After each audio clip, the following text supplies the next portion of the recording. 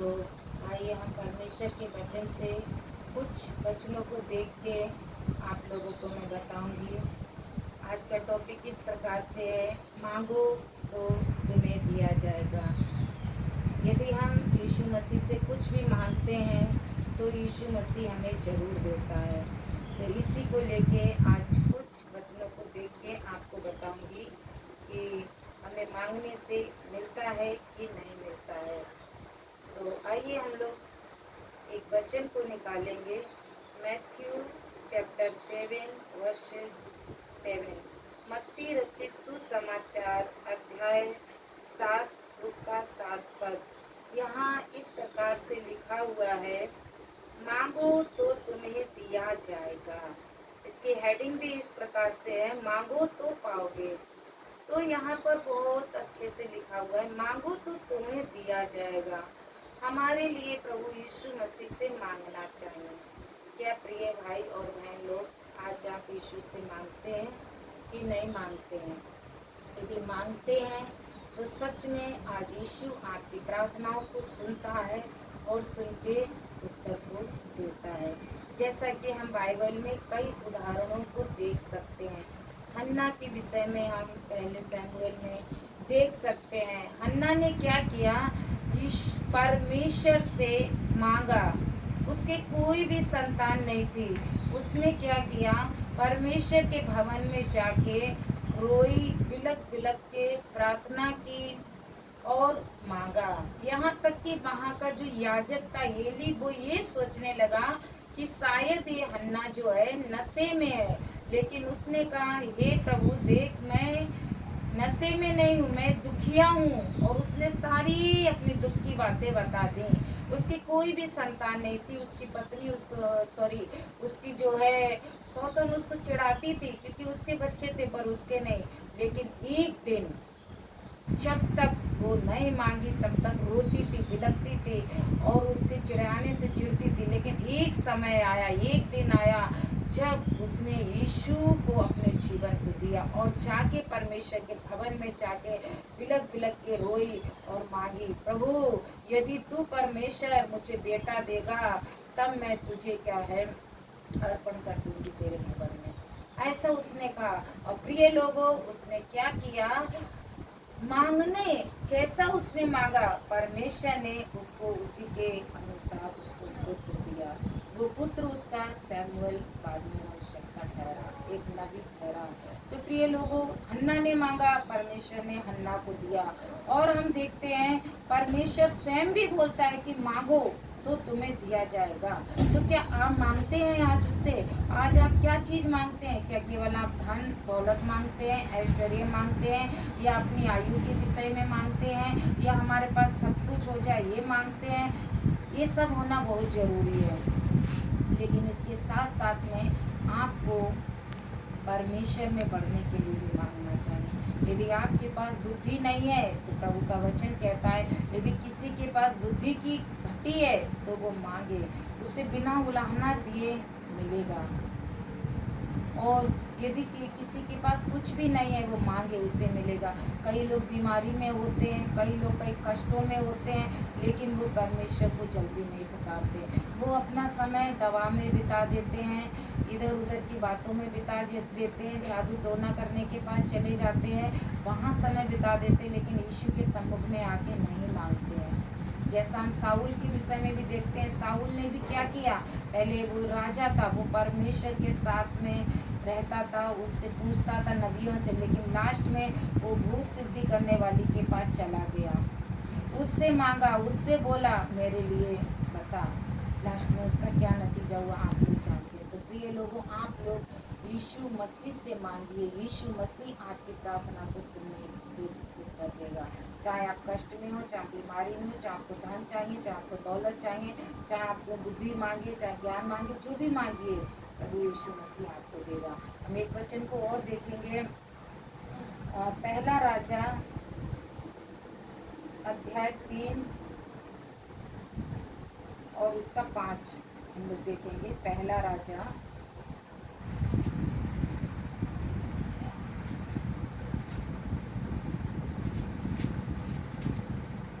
3 अध्याय का 5 पद। 1 किंग चैप्टर 3 वर्स 5। यहाँ इस प्रकार से लिखा हुआ है, गिबोन में यहोवा ने रात को एक स्वप्न के द्वारा सुलेमान को दर्शन देकर कहा, जो कुछ तू चाहे कि मैं तुझे दूं वह मांग। मैंने आपको क्या बताया, कभी कभी परमेश्वर भी बोलता है मांग, क्या तुझे चाहिए मांग। तो वहाँ पर सुलेमान से परमेश्वर ने दर्शन दिया और बोला, जो कुछ तू चाहता है वे मांग। जानते, सुलेमान ने धन नहीं मांगा, दौलत नहीं मांगा, अपनी आयु नहीं मांगा, किसी और को नहीं मांगा, मेरा भवन ऐसा बन जाए, मेरे लिए ऐसा घर चाहिए, मुझे इतने बच्चे चाहिए, इतनी पत्नी चाहिए, कुछ नहीं मांगा उसने। उसने मांगा तो क्या मांगा आप जानते हैं, उसने बुद्धि मांगी।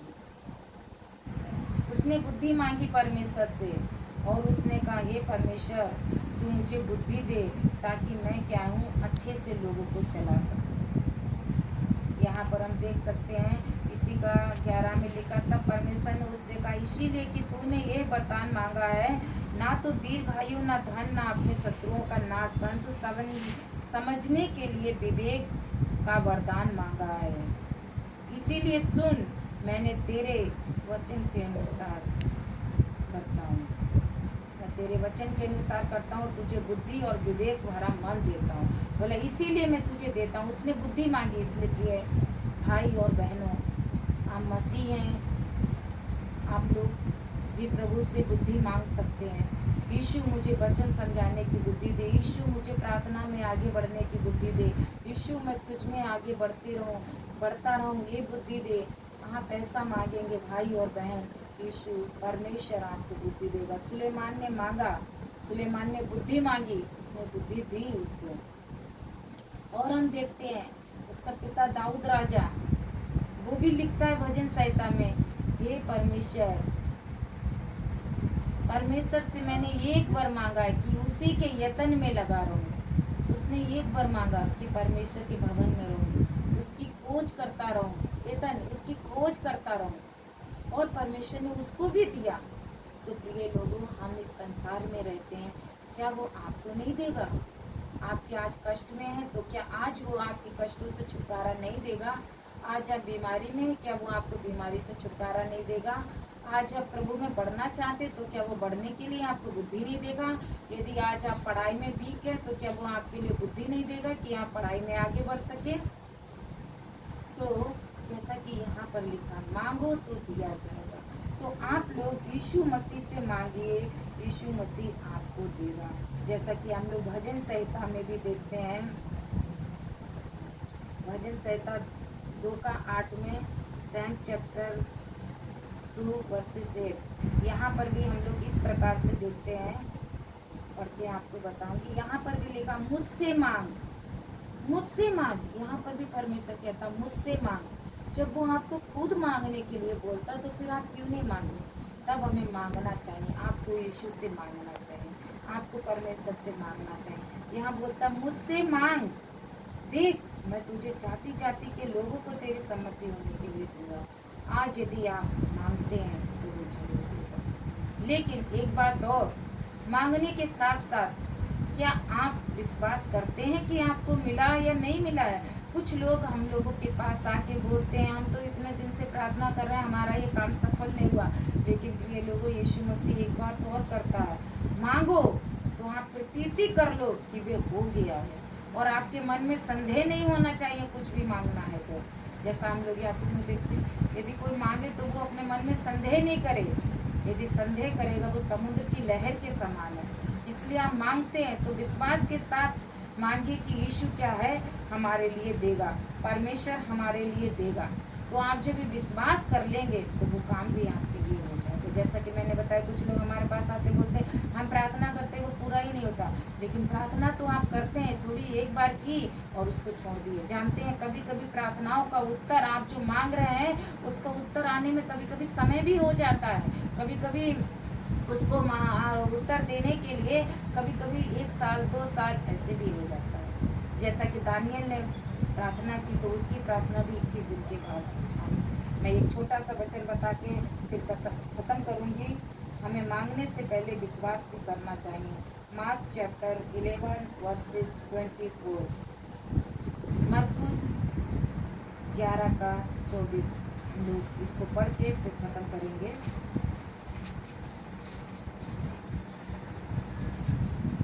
यहाँ पर इस प्रकार से लिखा है, इसीलिए मैं तुमसे कहता हूँ कि जो कुछ तुम प्रार्थना करके मांगो तो प्रतीति कर लो कि वह तुम्हें मिल गया, तुम्हारे लिए हो जाएगा। हालेलुया।